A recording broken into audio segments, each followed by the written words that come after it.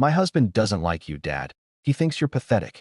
Those were the words that came out of my daughter Emily's mouth when I asked her why I wasn't invited to her wedding, and I swear to God, in that moment, something inside me shattered into a million pieces that I knew could never be put back together.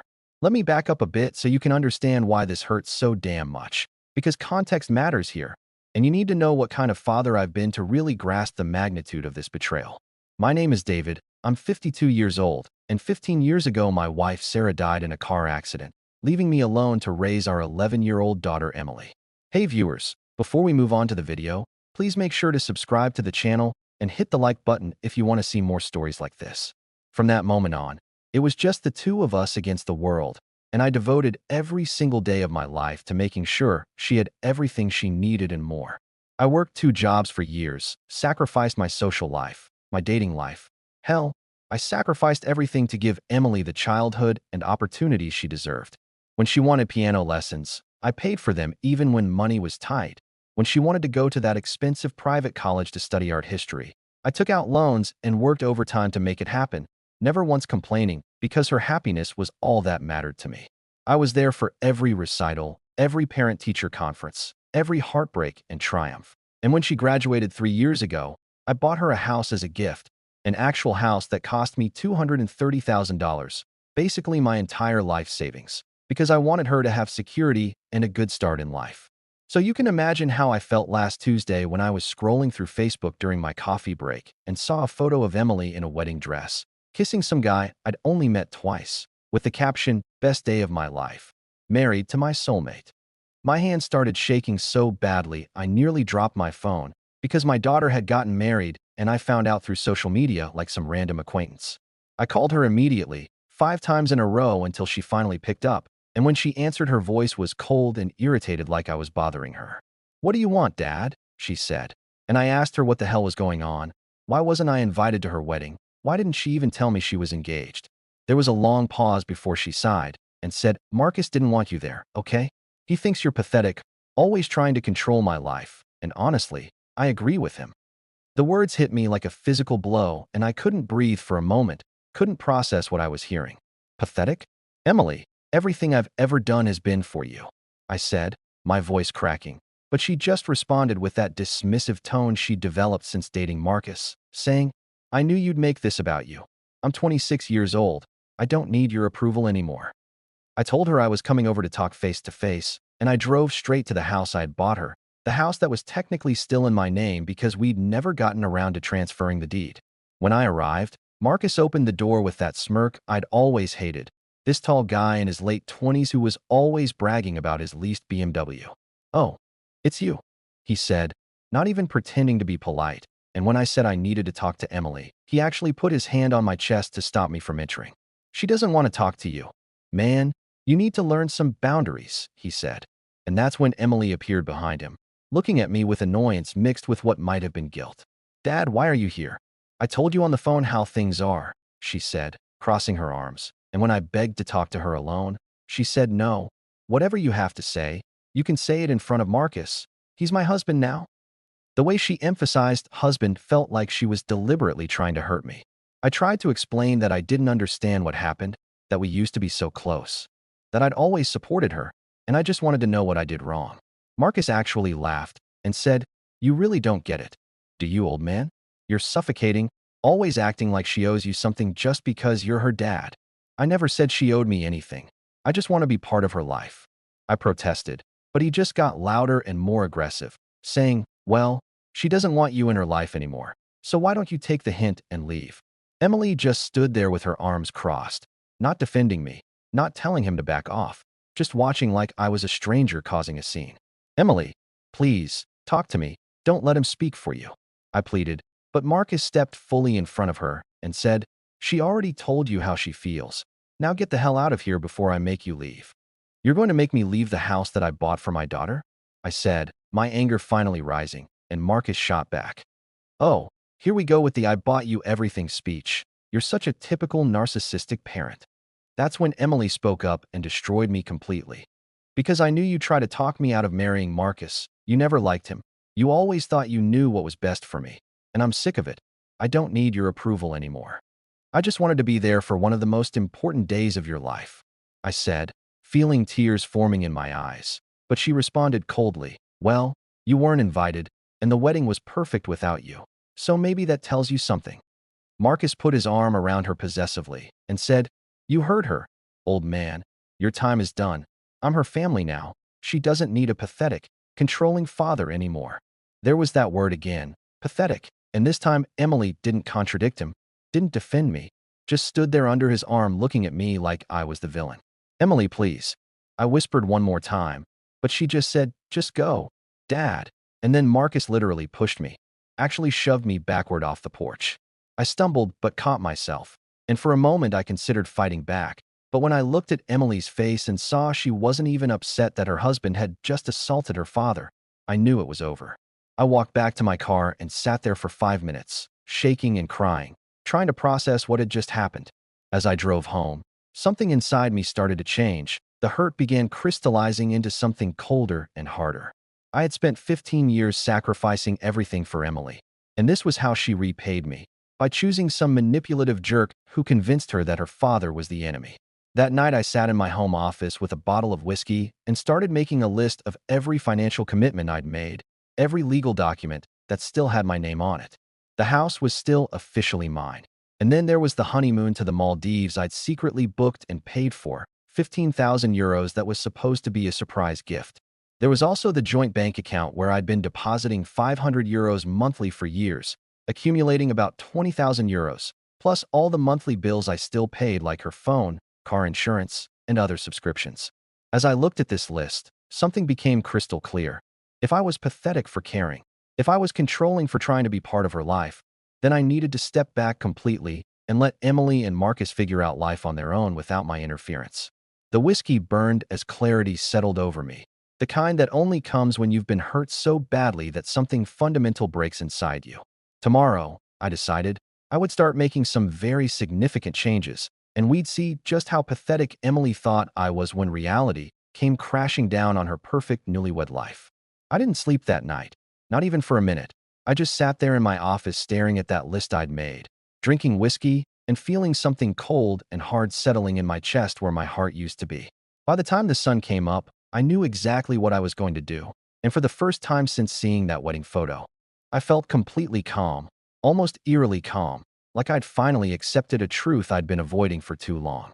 My daughter didn't want me in her life. She'd made that crystal clear, so I was going to give her exactly what she wanted, a life completely free from her pathetic, controlling father. The first thing I did that morning was call the luxury resort in the Maldives where I'd booked Emily and Marcus's honeymoon, that 15,000 euro surprise I'd been so excited to give them. Hi, I need to cancel a reservation under the name Emily Carter, I said to the receptionist, and when she asked if I wanted to reschedule, I said, no, complete cancellation, refund everything back to my credit card. There was a pause before she informed me that due to the cancellation policy, I'd only get back about 60%, but I didn't care. I just wanted it gone, wanted every connection to their perfect wedding severed. Next, I logged into the joint bank account, that account where I'd been depositing 500 euros every month like clockwork for years, and I transferred every single cent back to my personal account. All 20,000 euros of it. Watching the balance drop to zero gave me a satisfaction I didn't know I was capable of feeling. Then I went through every monthly bill I'd been paying for Emily, her phone plan, her car insurance, her streaming subscriptions, her gym membership, all of it, and I called each company one by one to cancel or remove my payment information. But sir, this will result in service interruption. One customer service rep warned me, and I just said, that's exactly what I want, thank you, and hung up. The hardest part, the nuclear option, was the house, that beautiful 3-bedroom house I'd bought for her graduation, the one that was still legally in my name because we'd never completed the paperwork transfer. I called my real estate agent, a woman named Patricia who'd helped me buy the property 3 years ago, and told her I wanted to put it on the market immediately. David, are you sure about this? I thought this was your daughter's house, she said, concerned, and I explained the whole situation to her. How Emily got married without inviting me, how she called me pathetic, how her husband physically pushed me. Patricia was quiet for a moment before saying, list it. I'll have the paperwork ready by tomorrow. We can probably get 280,000 for it in this market. Which meant I'd actually make a profit. Not that the money mattered anymore. It was the principle. I spent the rest of that day in a strange, focused productivity, organizing documents, signing forms, making calls, dismantling every piece of financial support I'd built for Emily over the years. My phone rang several times, Emily's name flashing on the screen, but I didn't answer.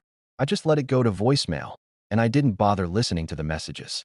That evening, exactly 1 week after Emily's wedding, after everything was canceled and the house listing was live, I sent her a single text message. You said I was pathetic and not needed in your life. I've accepted that. You and Marcus are on your own now. Don't contact me again. And then I did something I never thought I'd have the strength to do. I blocked her number, blocked her on every social media platform, deleted every photo of her from my phone, and sat there in the silence of my empty house, feeling simultaneously devastated and liberated. Part of me expected to break down crying, to regret everything and undo it all, but instead I just felt numb, like I'd amputated a diseased limb to save the rest of my body. My daughter wanted to be free of me, and now she was completely and utterly free, and soon she'd learn what that freedom actually cost. For 3 months, I heard nothing from Emily, and honestly, I didn't expect to.